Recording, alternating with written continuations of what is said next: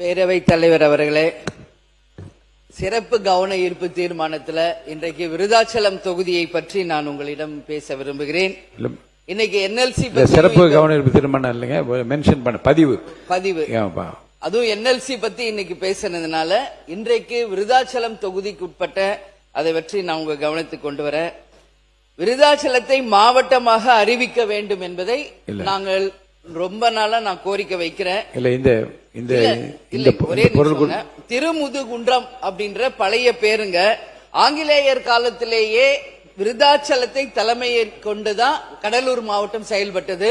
அந்த வகையில ஜங்ஷன் இருக்கு. இன்னைக்கு பல்வேறு விஷயங்கள் அங்க விருதாச்சலத்துல இருக்குங்க. நீங்க அதை மாவட்டமாக அறிவிக்கும் பொழுது இன்னைக்கு திட்டக்குடி, நெய்வேலி மற்றும் விருதாச்சலத்திலிருந்து கடலூருக்கு செல்வ தூரம் மிக அதிகமாக இருக்கு. எனவே அதை மாவட்டமாக அமைச்சர் அவர்களும் நீங்க அறிவிக்கணும். அதே மாதிரி NLC பத்தி பேசும் பொழுது நிச்சயமாக அது 20க்கும் மேற்பட்ட கிராமங்கள் விருதாச்சலம் தொகுதியிலே பாதிக்கப்பட்டிருக்கிறது. உண்மை.